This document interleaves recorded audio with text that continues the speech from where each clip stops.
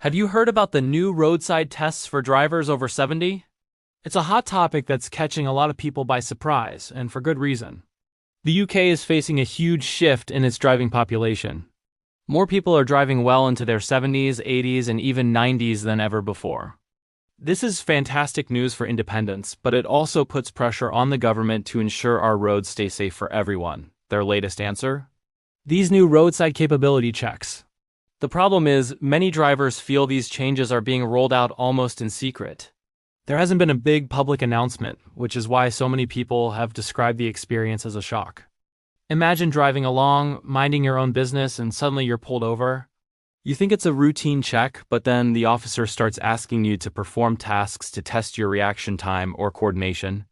Some drivers didn't even know they were in a test area until the flashing lights appeared in their rearview mirror. This suddenness can be really unsettling, especially when you consider that many older people already feel a bit of anxiety when dealing with police or authority figures. The last thing you need is a surprise test on the side of a busy road.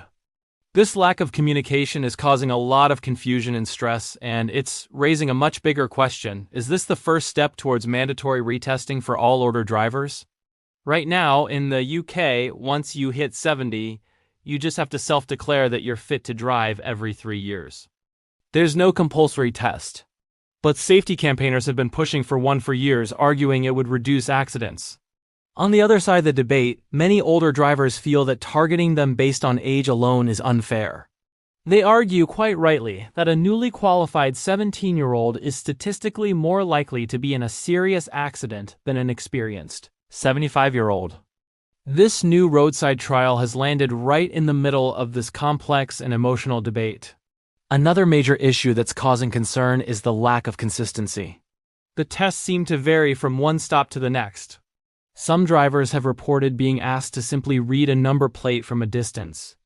Others have been given more complex instructions, like responding to spoken commands, tapping their fingers in a sequence, or even touching their nose with their eyes closed.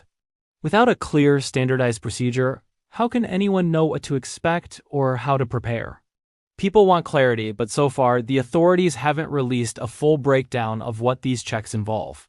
This also brings up the question of fairness. If the goal is to get drivers with slow reaction times off the road, why are we only focusing on people over 70? We all know that things like fatigue, stress, certain medications, or even just being distracted by a phone can impair anyone's driving ability, regardless of age. So are these age-specific tests truly the most effective way to improve road safety? Or would a more universal approach make more sense? These are the tough questions people are asking, and for now, clear answers are hard to come by.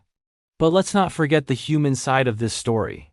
For many older adults, a driving license is so much more than a piece of plastic. It represents freedom, dignity, and the ability to stay connected with family, friends, and the community. It's the key to doctor's appointments, grocery shopping, and visiting grandchildren. The thought of losing that independence can be devastating. So, while these tests are designed to improve safety, we can't ignore the very real emotional impact they're having on people. Families are also caught in the middle. On one hand, many are relieved to know that there are new measures in place to help ensure their older relatives are safe behind the wheel. It can provide peace of mind.